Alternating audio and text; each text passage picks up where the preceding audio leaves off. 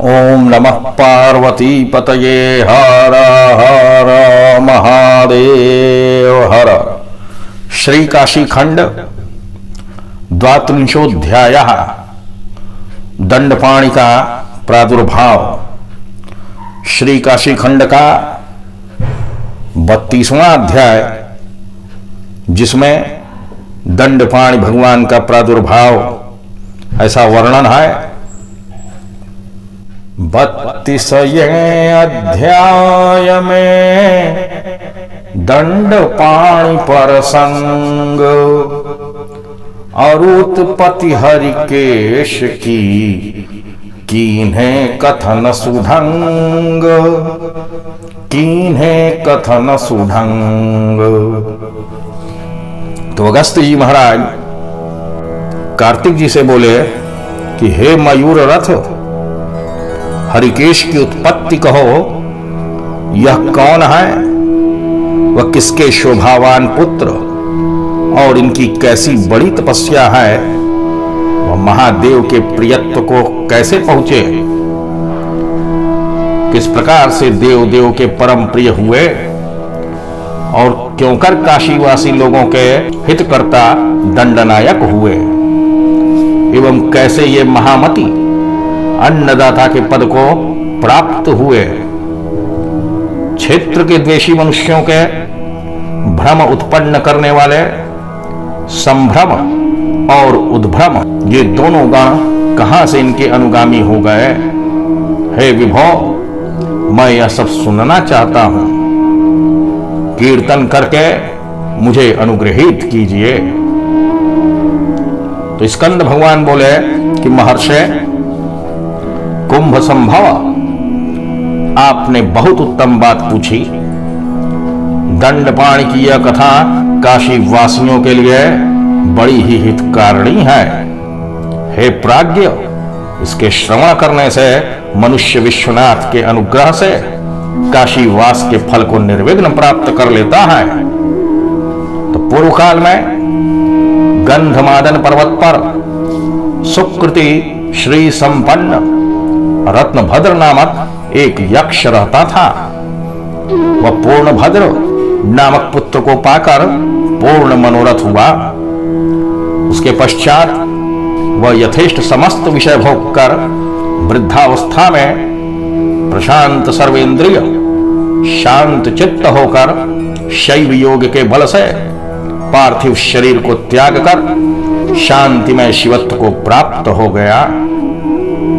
अनंतर पिता के देहांत हो जाने पर बड़ा यशस्वी पूर्ण भद्र पुण्य प्राप्य अतुल समृद्धि के द्वारा सांसारिक संभोगों का भोग भागी हुआ।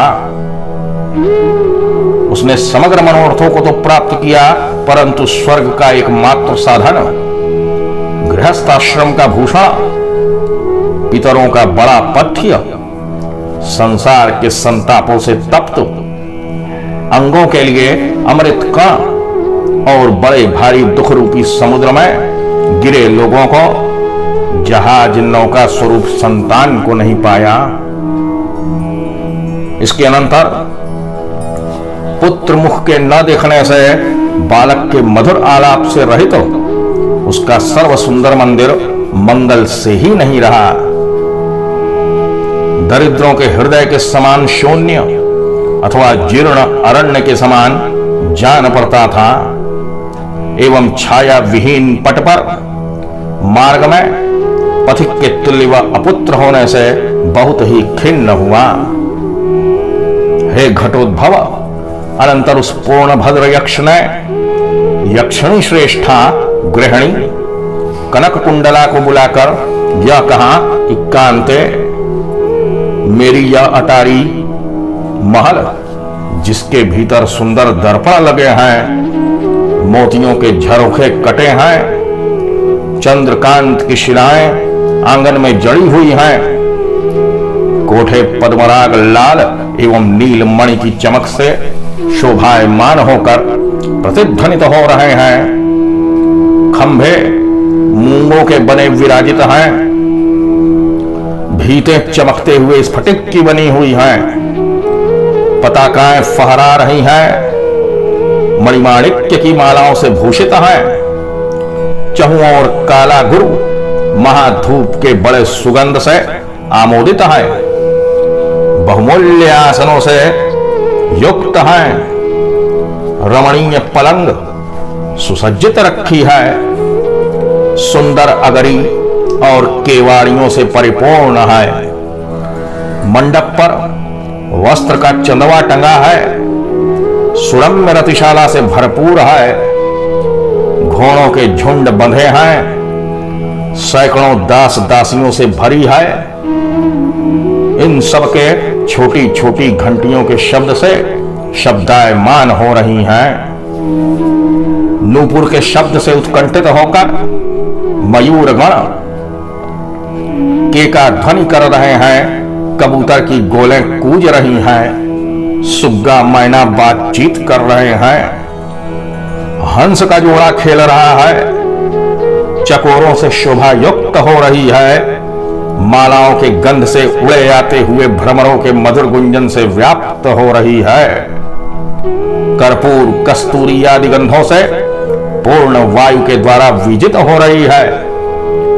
देखो, इस खेलौना वानर के दांतों पर माणिक का अनार शोभायमान है। अनार बीजों ही के धोखे से सुग्गे चोंच में मोतियों को ले रहे हैं। लक्ष्मी देवी के दूसरे भवन के समान धनधान्य से समृद्ध है। प्रिय कनक कुंडले, यह लक्ष्मी के हर्ष रूप गर्भ को धारण किए हैं, तो भी गर्भरूप के बिना ही है। हाय, मैं कैसे पुत्र का मुख देखूंगा? यदि कोई उपाय हो तो कहो। हाय, पुत्र के जीवन को धिक्कार है। बिना पुत्र के यह समस्त शून्य, बिना पुत्र के यह समस्त गृह शून्य ही सा भासता है। ऐ प्रियतमे, अपत्य के बिना इस सौध उत्तम गृह की सुंदरता को धिक्कार है। इस धन के संचय को धिक्कार है और हम दोनों के जीने को धिक्कार है। तो पति को इस प्रकार से उच्च स्वर में प्रलाप करते देखकर वह पतिव्रता कनक कुंडला यक्षिणी भीतर ही भीतर एक लंबी सांस लेकर कहने लगी। कनक कुंडला ने कहा कि कांत, आप ज्ञानवान होकर क्यों खेद कर रहे हैं? इस संतान प्राप्ति के लिए उपाय मैं कहती हूं, आप विश्वास पूर्वक सुनिए। उद्योगी पुरुष को इस चराचर में क्या दुर्लभ है। ईश्वर में चित्त समर्पण करने वालों के मनोरथ गण आगे ही से सिद्ध हुए रहते हैं। किमुद्यमवता पुंसाम दुर्लभम ही चराचरे ईश्वरार्पित बुद्धि नाम स्फुरन्त्यग्रे मनोरथाः। हे नाथ, का पुरुष लोग ही प्रायः दैव को कारण बताते हैं, परंतु पूर्व जन्मकृत कर्म से भिन्न दैव स्वयं कोई दूसरा पदार्थ नहीं है। अतएव प्राक्तन कर्म की शांति के निमित्त पौरुष का अवलंबन करके समस्त कारणों के कारण ईश्वर के शरणागत होना ही उचित है। संतान, धन, स्त्री, भूषण, भवन, अश्व, गज, सुख समूह, स्वर्ग और मोक्ष, ये सब शिव भक्ति से दूर नहीं रहते। हे विप्रो, जिस किसी की शंभु पर भक्ति है, उसके समस्त मनोरथ और आठों सिद्धियां गृह द्वार पर सेवा करती रहती हैं, इसमें कुछ भी संदेह नहीं है। विधातु शांभवी भक्तिम प्रिय सर्वे मनोरथाः सिद्धयोष्टौ गृहद्वारम सेवन्ते नात्र संशयः। अधिक क्या कहे, सर्वांतर्यामी जगन्नाथ भगवान नारायण भी श्रीकंठ की सेवा ही से चराचर संसार के पालन करता है। उन्हीं भगवान शंभु ने ब्रह्मा को सृष्टिकर्ता बनाया। उन्हीं भगवान महादेव के अनुग्रह से इंद्रादि देवगण लोकपाल हुए। शिलाद मुनि ने निसंतान होने पर भी मृत्यु के जीतने वाले मृत्युंजय पुत्र को पाया। श्वेत केतु ने भी काल पाश में बद्ध होकर इन्हीं की दया से जीवन लाभ किया। उपमन्यु ने तो क्षीर समुद्र का आधिपत्य ही प्राप्त कर लिया। अंधक नामा असुर भी भृंगी होकर प्रमथ गण का नायक हो गया। इन्हीं शंभु की सेवा से दधीचि ऋषि ने युद्ध में विष्णु भगवान को भी जीत लिया था। दक्ष भी शंकर ही की आराधना से प्रजापति हो गए। महादेव यदि दृष्टिगोचर हो जाए तो क्षण मात्र में वह पद दे देते हैं जो समस्त मनोरथों के पथ से परे है और जहां वाणी की भी गति नहीं है। मनोरथ पथातीतम यच्च वाचाम गोचरम गोचरो गोचरी कुर्यात् तत्पदम क्षणतो मृडः। अशेष देहदारियों के सर्वाभीष्ट दाता इन महेश्वर की आराधना बिना किए इस लोक में कोई भी कहीं पर किसी प्रकार से मनोरथ की सिद्धि को नहीं पा सकता, यह निश्चित है। अतएव हे स्वामिन, यदि आप सर्वजन के हित कर प्रिय पुत्र के लाभ की वांछा रखते हैं तो सर्व प्रयत्न से उन्हीं शंकर के शरणागत होइए। तो इस प्रकार से पत्नी का वचन सुनकर संगीत कुशल यक्षराज दृढ़ व्रत व पूर्ण भद्र गीत विद्या से श्री महादेव की आराधना करने लगे। थोड़े ही दिनों में अपनी पत्नी के गर्भ में ऊंची पुत्र कामना को प्राप्त कर परिपूर्ण मनोरथ हुआ। तो काशी में नादेश्वर शिव की उपासना करके किस किसने अपना अभीष्ट नहीं प्राप्त कर लिया। अतएव सब मनुष्यों को प्रयत्न पूर्वक नादेश्वर भगवान की सेवा करनी चाहिए। द्विजवर अनंतर कालक्रम से उसकी पत्नी ने गर्भवती होकर पुत्र को प्रसव किया।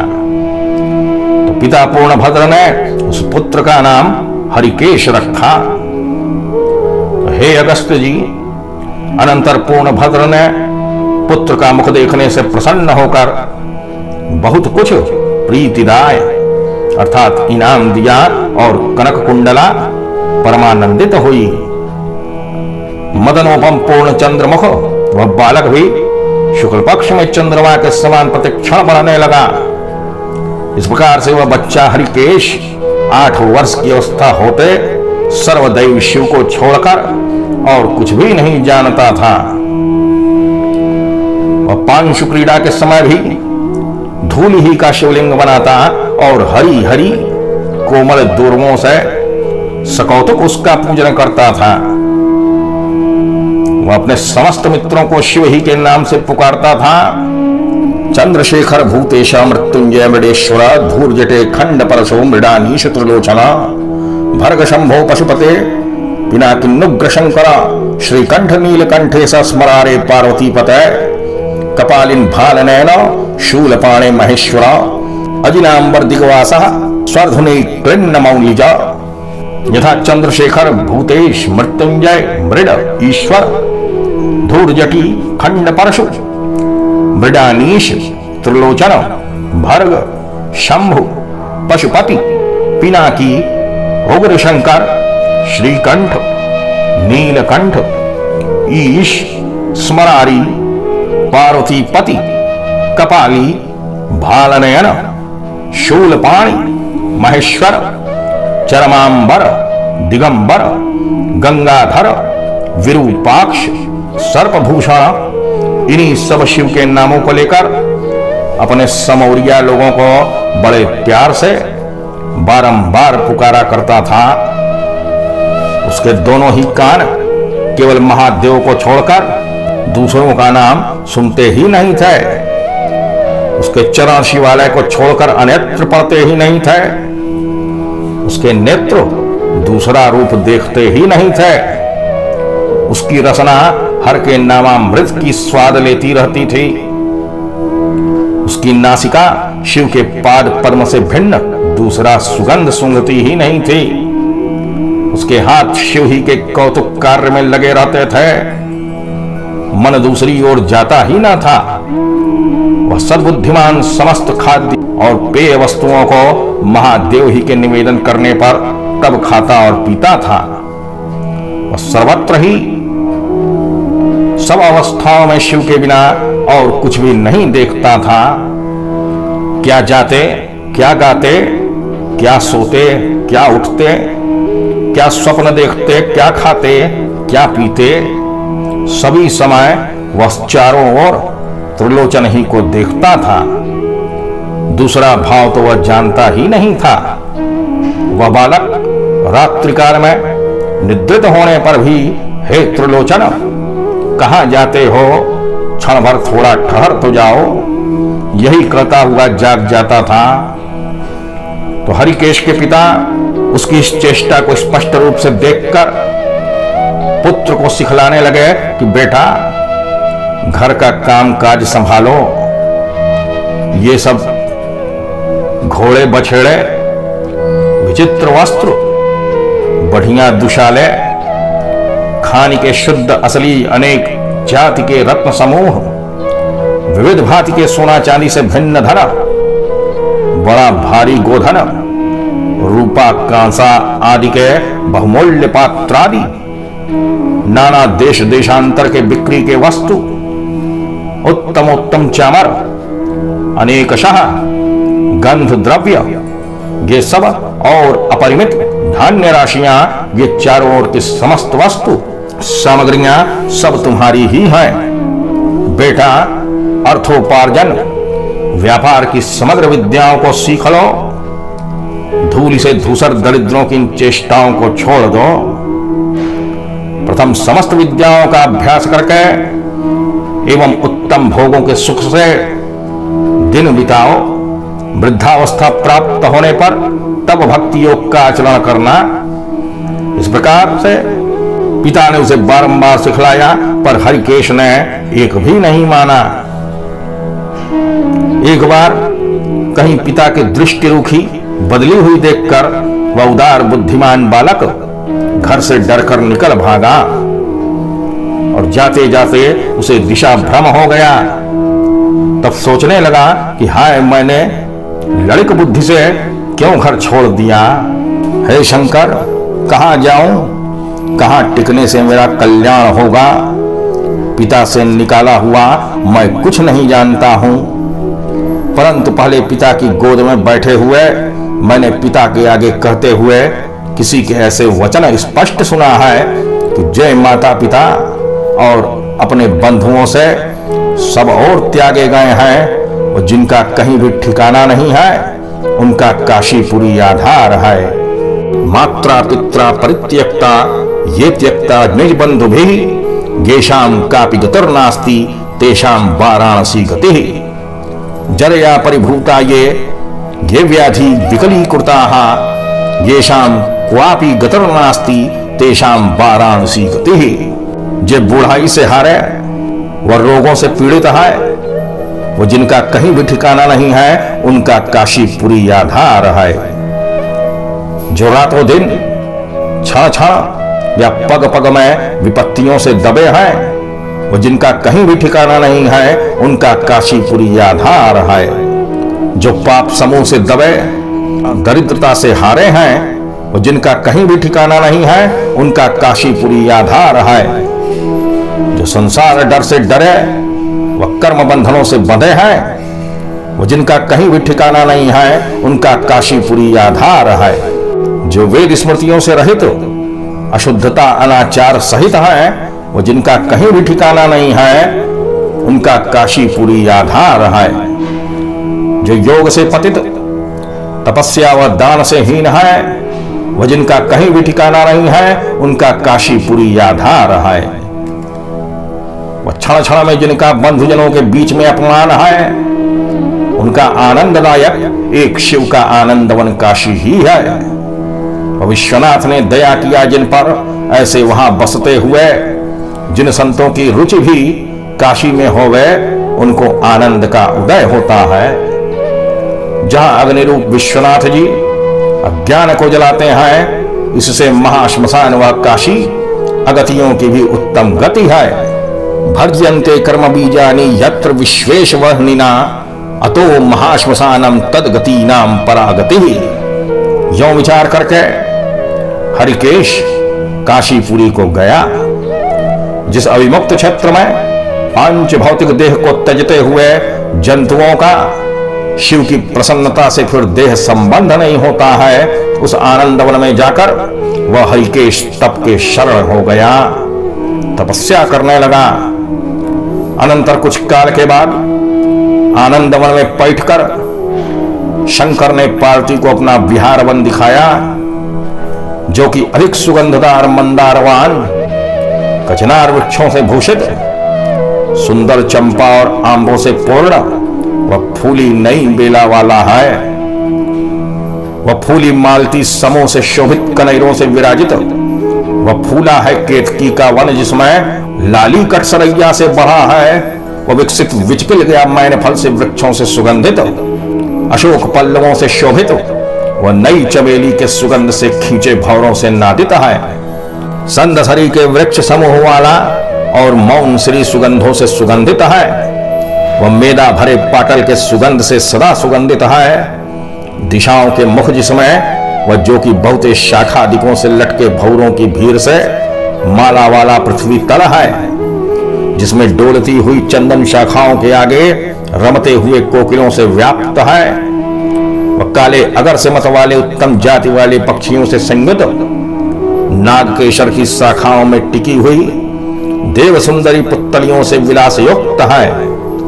वह सुमेरु से ऊंचे रुद्राक्ष वृक्षों की छाया में क्रीड़ा करते किन्नरों से भरा, वह स्थान स्थान में किन्नर स्त्री जोड़ाओं का गीत और बोलते हुए शुक समेत पलाश वृक्ष है, जहां कदम्ब सबुओं से भौरों के जोटा गूंजते हैं। वह जो सोने के रंग को जीते ऊंचे नैनिया फूलों से विराजित है, वह छतिवन सुगंध से शोभित है। खजूरी पंक्ति से विराजित, नारियल के वृक्षों से व्याप्त और नारंगी के रंग से रंजित है। वह फले जंभीरी वृक्ष समूह वाला है। वह महुआ के वृक्षों में जो भौर है उनसे पूर्ण है। वह सेमर की शीतल छाया, वह नीबी का बड़ा वन है, जहां वह जो रम्य सुगंधदार दौना के वृक्षों से छाया, मरुआ के वृक्षों से युक्त, वह हर फार योरी की चंचल लीलाधारी मंद मारुस से हलाया गया है। वह भिल्लियों के नाच में प्रीतिकर बाजा, बनी झिल्लियों के शब्द से पूरित है। वह जिसमें कहीं तड़ागों की पर्यंत भूमियों में शूकरों का समूह खेलता है। वह हंसनी गलनालियों में टिके कमल तारों में उजले पंख के हंस आसक्त है। वह जो कि सोच रहित चकवा चकई की बोली से मनोहर है। वह जहां बगुला के बच्चों का विचरना, वह सारस सारसी में आसक्त है। वह जो कि मत्त मयूरों की बोली वाला, वह गरगैया कुल से संयुक्त है। बोलते हुए कराकुल या टिभुकी पक्षियों से व्याप्त, वह जीवन जीव नामक पक्षियों से शोभते हैं। प्राणी जिसमें वह बावली के जल में परसते शीतल वायु से विजित है। वह धीरे धीरे डोलते हुए कल्हार के फूलों की धूल से पीला है। वह जिसमें सोहते हुए कमल के फूल मुख काले कमल नेत्र हैं। कनकोहर वृक्ष बाल समूह बिलसते हुए अनार के बीज दंत पंक्ति हैं। भौर भीर भौएं हैं। सुआ नासिका और महाकूप कान है, जो कि दूब दाढ़ी से शोभित है।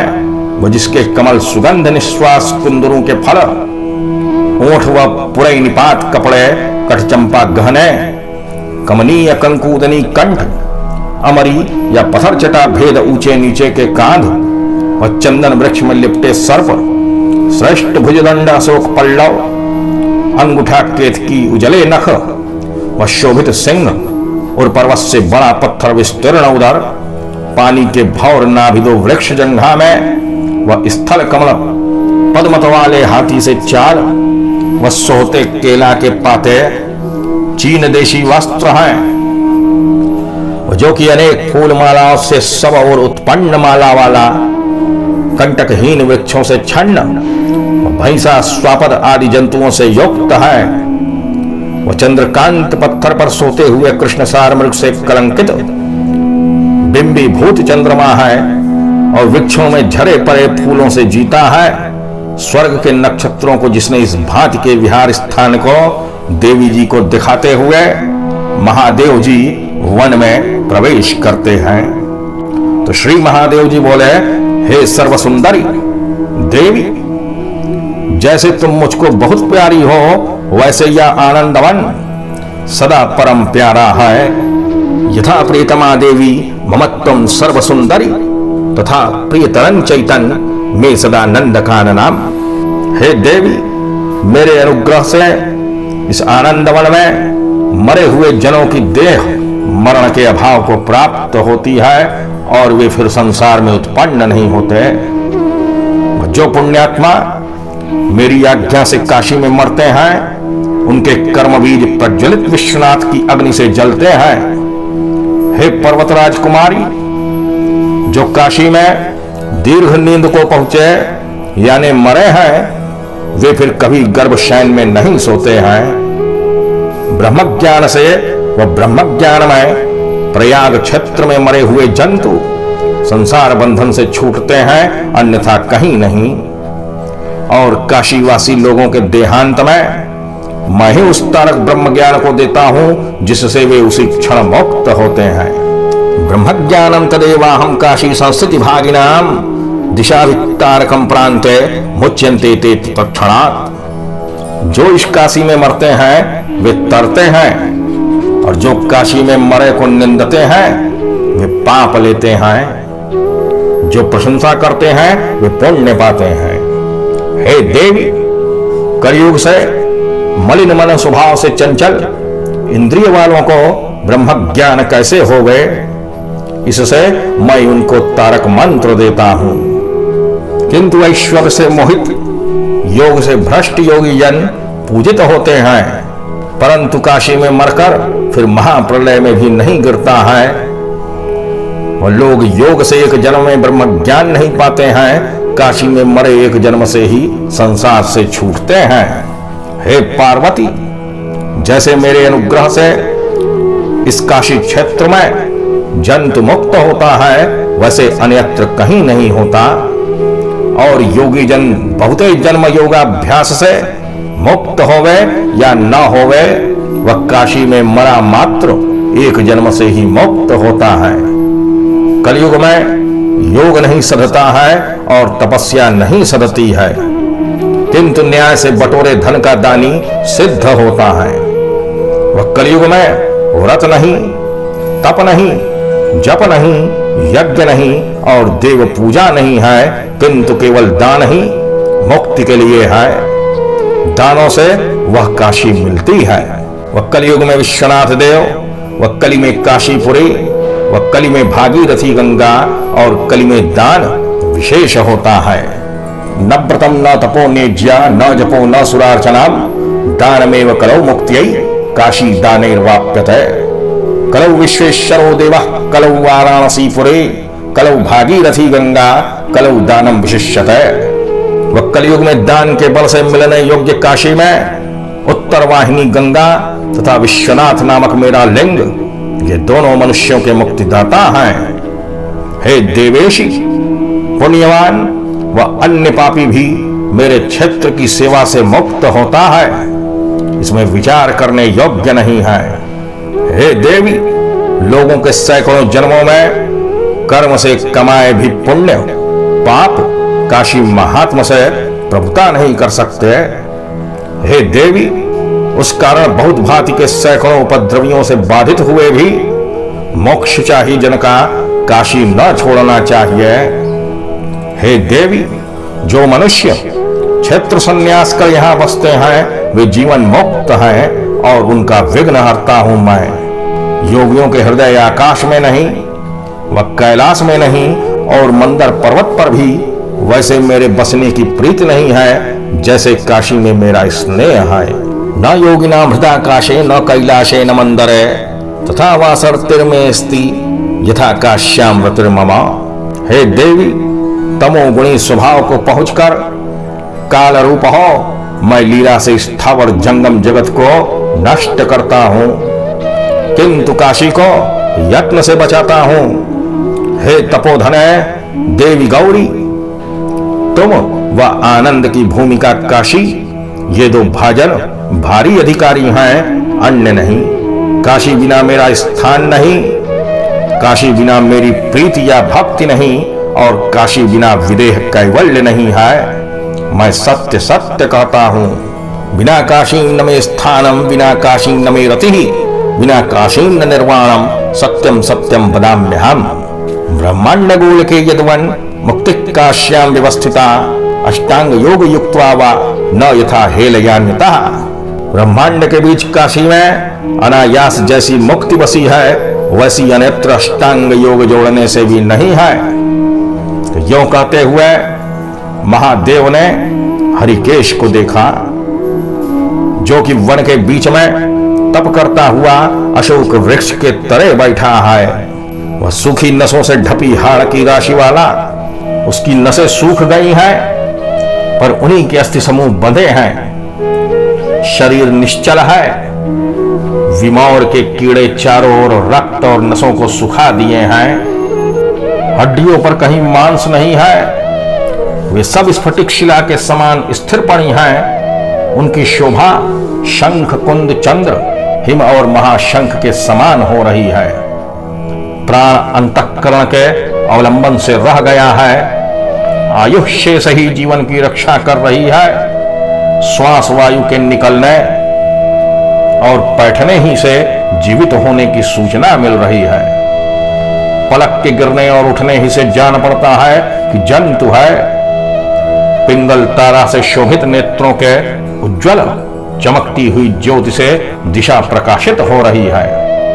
उसके तपरूप अग्निशिखा को स्पर्श करने वाले वन के वृक्ष मुरझुरा गए हैं, परंतु उसकी सौम्य दृष्टि रूपा सुधा वृष्टि से समस्त वृक्ष सींचे जा रहे हैं। उसके देखने से बोध होता है निराकांक्ष साक्षात तप ही भक्तिवश मनुष्य का रूप धारण करके तपस्या कर रहा है। उसके चारों ओर मृगों के बच्चों का झुंड घूम रहा है और बड़े भयंकर मुख वाले सिंहगण चतुर्दिक रक्षा कर रहे हैं। तो भगवती पार्वती ने उसको वैसी अवस्था में देखकर महादेव जी से निवेदन किया कि हे ईश, आप पर एकाग्र चित्त, आप ही के अधीन जीवन, आप ही एकमात्र कर्म, आप ही के केवल आश्रय, आप ही के उग्र तपस्याओं से परिशुष्क शरीर निज भक्त इस तपस्वी यक्ष को वरदान करके अनुग्रहित कीजिए। तो यह सुनकर महादेव जी ने नंदी का हस्तावलंबन करके पार्वती के सहित वृषभ वाहन पर से उतरकर दयार्द चित्त होकर समाधि के कारण निमीलित नेत्र हरिकेश को हाथ से सुहरा दिया। तदंतर उस यक्ष ने अपने नेत्रों को खोलकर सम्मुख ही उदय होते हुए सहस्र सूर्य के समान भगवान त्रिलोचन को आगे देखकर मारे हर्ष के घबराकर गदगद स्वर से कहा कि हे ईश, शंभो गिरिजेश, त्रिशूल पाणे शशिखंड शेखर, आपकी जय हो। कृपालो, आपके करकमल स्पर्श से मेरी यह शरीर लता सुधा सिक्त हो गई है। फिर तो महेश्वर उस महातपोनिधि धीर भक्त की द्राक्षांगूर दाख की समानता को प्राप्त मधुर वाणी को सुनकर प्रसन्न होकर वरों की ढेर देने लगे कि हे यक्ष, मदीय वर्ष है, तुम इस मेरे प्रिय क्षेत्र के दंडधर होकर आज के दिन से यहां पर स्थिर होकर रहो। दुष्टों का शासन और शिष्टों का पालन करो एवं मेरे प्रेम पात्र होवो। अब मेरी आज्ञा से तुम्हारा नाम दंडपाणि पड़ेगा और तुम इन उत्कट गणों के नियम का व्यवहार करो एवं मनुष्यों में यथार्थ नामधारी संभ्रम और उद्भ्रम ये दोनों गण तुम्हारे अनुगामी होंगे। तुम काशी वासियों के अंतकाल में इस प्रकार से भूषित करो। तो काशी में जब कोई मरने लगता है तो यहां पर दंडपाणि उसका श्रृंगार करते हैं, उसको काशी वासियों का अंतिम श्रृंगार कहा जाता है। तो ऐसा भगवान शंकर ने यहां वर्णन किया है कि तुम काशी वासियों के अंतकाल में इस प्रकार से भूषित करो कि गले में नील रेखा, हाथों में सर्पराज का कंकड़, भाल में सुंदर नेत्र, पहिरने को गज चर्म का वस्त्र, वाम भाग वाम नयना से उपलक्षित, मस्तक पर पिंगल जटा जूट एवं चंद्रकला से शोभायमान, समस्त शरीर में पवित्र भस्म का अनुलेपन और वृषभराज की लीला गति का मंद गमन हो जावे ऐसा संवार दो। काशी निवासी लोगों के अन्नदाता, प्राणदाता, ज्ञानदाता एवं मेरे मुख के सुंदर उपदेश के द्वारा मोक्षदाता अकेले तुम ही हो गए और निश्चल उत्तम निवास विधान करोगे। पिंगल पापियों को बड़े बड़े विघ्नों से परिपीड़ित करके उन्हें संभ्रम उत्पादन पूर्वक क्षेत्र से बाहर निकाल दोगे और भक्तजनों को क्षण मात्र में बहुत दूर से भी बुलाकर परम मोक्ष दोगे। यक्षराज यह क्षेत्र सब प्रकार से तुम्हारे अधीन होता है। यहां पर बिना तुम्हारी आराधना किए कौन मुक्ति का पात्र बन सकता है। अतएव मेरे भक्त मात्र प्रथम तुम्हारी पूजा करके तब पीछे मेरा समर्चन कराएं। तुम मेरे इस पुर में अध्यक्ष होकर ग्रामवास के दाता और दंडनायक हो। काशी के शत्रु दुष्टों को उखाड़ कर सर्वदा सहर्ष इस काशीपुरी की रक्षा करो।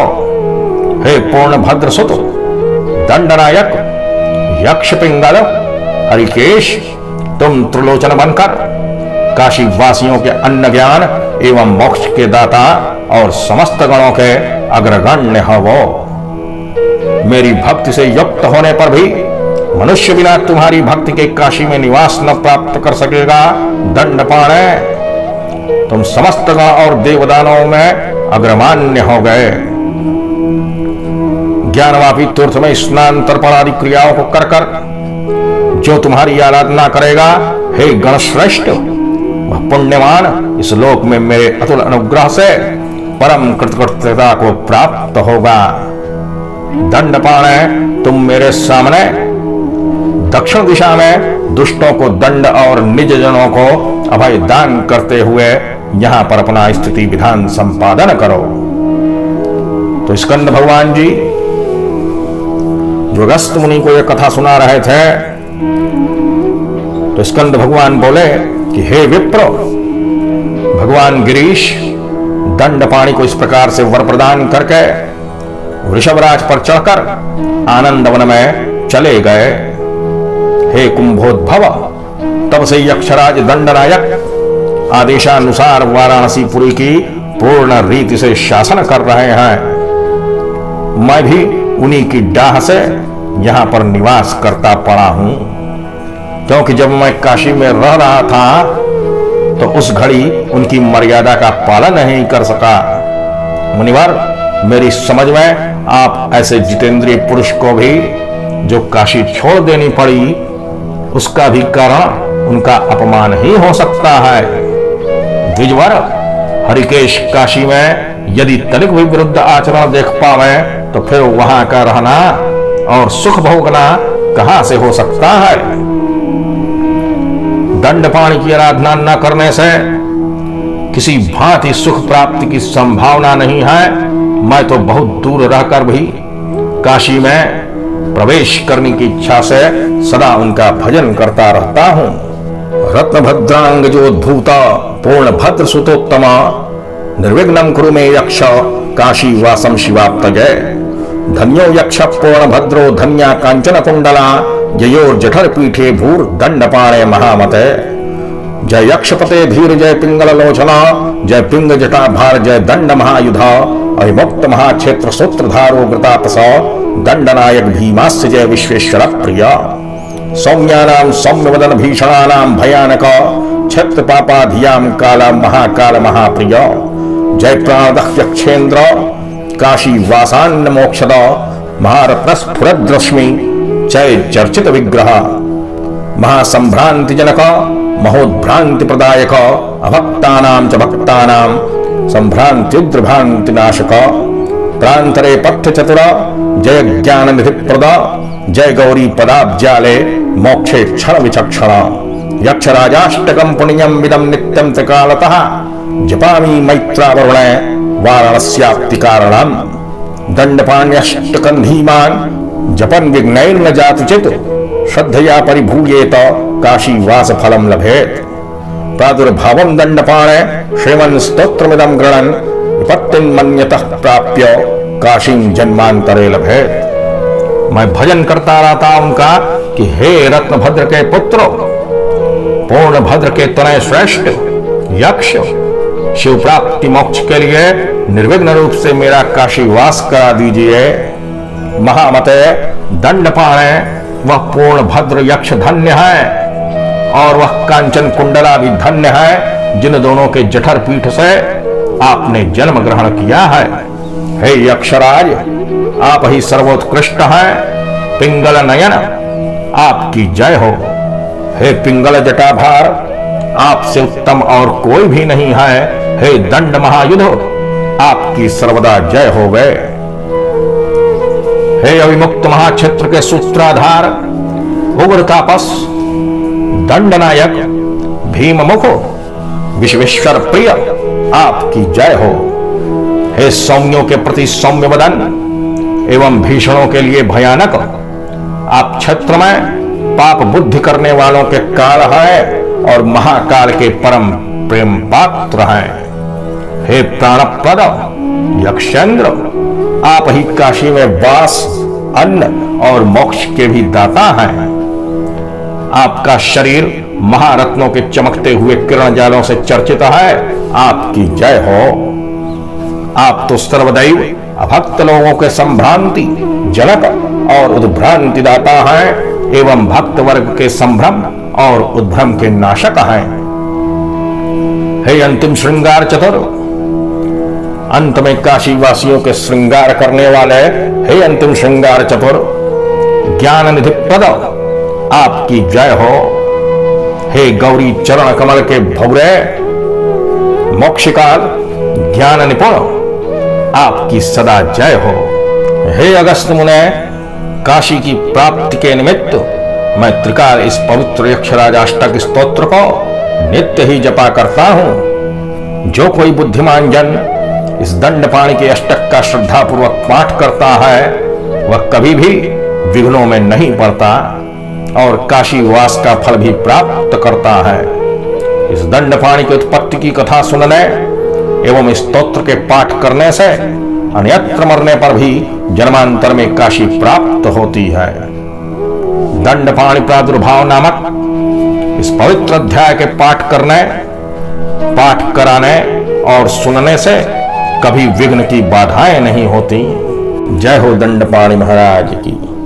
भय प्रकट हरिकेश जिमी, दंडपाणि पद पायो, अति पुनीत तिन की कथा, कही षडानन गायो, कही षडानन गायो। श्री स्कंद पुराणे चतुर्थे काशी खंडे पूर्वार्धे भाषायाम दंडपाणि प्रादुर्भाव वर्णनम श्री काशी विश्वेश्वर सांब सदाशिवार्पणमस्तु। नमः पार्वती पतये। हर हर महादेव हर। इस प्रकार से श्री काशी खंड के इस 32वें अध्याय में दंडपाणि का प्रादुर्भाव श्री कंठ भगवान विश्वनाथ को समर्पण है। भगवान विश्वनाथ इसको ग्रहण कराएं और दंडपाणि इसकी रक्षा कराएं। तो जिस किसी भक्त को काशी वास का लाभ करना हो तो दंडपाणि की इस अध्याय को पठन करें या श्रवण करें और उसमें उल्लिखित दंडपाणि स्तोत्र का पठन या श्रवण अवश्य करें, जिससे काशी के बाहर रहने वालों को काशी में जन्म का सौभाग्य प्राप्त होगा और काशी में रहने वालों की विघ्न बाधाएं हमेशा दूर होती रहेंगी। तो श्री दंडपाणि भैरव का मंदिर काल भैरव भगवान के बिल्कुल समीप प्रसिद्ध है। जो कोई भक्त चाहे उनका दर्शन सुलभ कर सकता है। तो श्री काशी खंड के अगले 33वें अध्याय में ज्ञानवापी का वर्णन होगा। प्रसिद्ध तीर्थ है ज्ञानवापी, का वर्णन सौभाग्य की वृद्धि करता है। इसको सुनने तक आप भगवान महादेव का ध्यान करते रहें। ओम नमः शिवाय।